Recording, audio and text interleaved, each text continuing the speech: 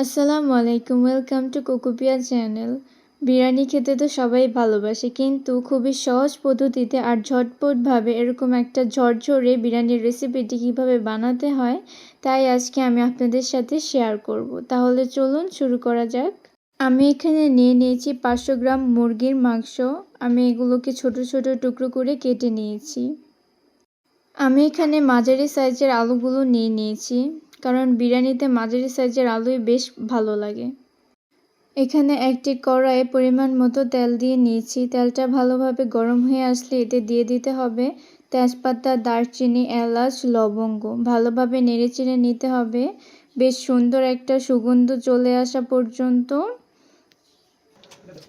ভাজা হয়ে গেলে এখানে আমি দিয়ে দিব কেটে রাখা পেঁয়াজ কুচিগুলো। এগুলোকে ভালোভাবে ভেজে নিতে হবে যাতে কাঁচা গন্ধটা দূর হয়ে যায়। ভালোভাবে ভাজা হয়ে গেলে এখানে আমি দিয়ে দিব আদা রসুন বাটা। আদা রসুন বাটাগুলো ভালোভাবে ভেজে নিতে হবে কষিয়ে, যাতে এর কাঁচা গন্ধটা দূর হয়ে যায়। তারপর আমি এখানে অ্যাড করব একটু পানি দিয়ে ভালোভাবে কষিয়ে নিতে হবে। আদা রসুনের সাথে পেঁয়াজের পেস্টটা ভালোভাবে কষিয়ে নিলে একটা সুন্দর ঘ্রাণ আসে। এই ঘ্রাণ আসার আগ পর্যন্ত এটাকে ভালোভাবে কষিয়ে নিতে হবে। ভালোভাবে কষানো হয়ে গেলে এখানে আমি দিয়ে দিব 1 চা চামচ লবণ, 1 চা চামচ মরিচের গুঁড়া, 1 চা চামচ জিরার গুঁড়া আর একটু সস। এখানে সসটা অপশনাল, আপনারা চাইলে দিতেও পারেন, নাও দিতে পারেন। তবে সসটা দিলে কালারটা খুবই সুন্দর আসে, তাই আমি সস ব্যবহার করেছি। তারপর ভালোভাবে কষিয়ে নিতে হবে। এখানে আমি দোকানের দইটা ব্যবহার করেছি, আপনারা চাইলে ঘরের বানানো দইটাও ব্যবহার করতে পারেন, কোনো সমস্যা নেই। মশলাগুলোকে ভালোভাবে কষিয়ে নিতে হবে। ভালোভাবে কষানো হয়ে গেলে এখানে আমি দিয়ে দিব বিরিয়ানির মশলাটা। মশলার উপরে তেল ভেসে আসলে বুঝে নিতে হবে কষানো হয়ে গেছে। কষানো হয়ে গেলে আমি এখানে দিয়ে দিব ধুয়ে রাখা মুরগির মাংসগুলোকে মশলার সাথে ভালোভাবে নেড়েচেড়ে নিতে হবে।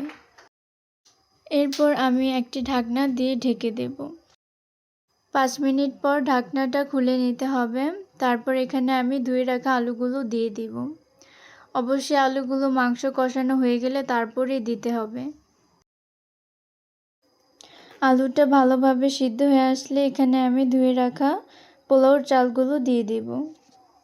চালগুলোকে ভালোভাবে ভেজে নিতে হবে। যত সুন্দর করে ভাজা হবে তত সুন্দর করে ঝরঝরা হবে, আর বেশি ভাজার দরকার নেই, এতে নিচ দিয়ে লেগে যেতে পারে। ভালোভাবে ভাজা হয়ে গেলে এখানে দিয়ে দিতে হবে গরম পানি। অবশ্যই গরম পানিটা ব্যবহার করতে হবে, ঠান্ডা পানি ব্যবহার করা যাবে না। আমি এখানে 2 পট পোলাওর চাল ব্যবহার করেছি, তাই এখানে আমি 4 কাপ পানি ব্যবহার করব। আপনারাও সেম প্রসেসেই যতটুকু চাল ব্যবহার করবেন এর দ্বিগুণ পানি দিবেন। এখন আমি দিয়ে দিব এখানে 1 চা চামচ লবণ আর কয়েকটা কাঁচামরিচ। অবশ্যই খেয়াল রাখতে হবে মাংস কষানোর সময় আলাদা লবণ দিতে হবে, আর পোলাওর চালের জন্য আলাদা লবণ দিতে হবে। 5 মিনিট পর ঢাকনাটা খুলে দেখতে হবে পোলাওর চাল আর পানি সমান সমান হয়েছে কিনা। যদি সমান সমান হয় তাহলে চুলার আঁচটা এই সময়ে কমিয়ে দিতে হবে। বেশি নাড়াচাড়া করার প্রয়োজন নেই। তারপর আবারও ঢাকনা দিয়ে ঢেকে দিতে হবে। 5 মিনিট পর আবারও ঢাকনা খুলে দেখতে হবে। তারপর একটু ভালোভাবে নেড়েচেড়ে নিতে হবে। আপনারা দেখতেই পাচ্ছেন কতটা ঝরঝরা হয়েছে, প্রায় শেষের দিকে। তাই এখন একদম চুলার আঁচটা কমিয়ে দিতে হবে। আপনারা চাইলে চুলাটা বন্ধও করে নিতে পারেন, কোনো সমস্যা নেই, এইভাবেই সিদ্ধ হয়ে যাবে। চারোপাশ দিয়ে এরকম চাপিয়ে চাপিয়ে দিতে হবে যাতে ভালোভাবে সিদ্ধ হয়।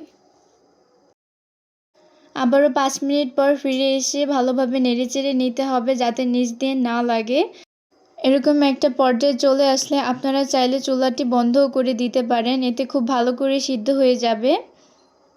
আপনারা দেখতেই পাচ্ছেন কতটা ঝরঝরে হয়েছে এবং খেতেও কিন্তু খুবই মজাদার হয়েছে। তাই এরকম নতুন নতুন রেসিপি পাওয়ার জন্য আমাদের পেজটিকে ফলো করুন এবং ইউটিউব চ্যানেলকে সাবস্ক্রাইব করে আমাদের পাশে থাকুন। ধন্যবাদ।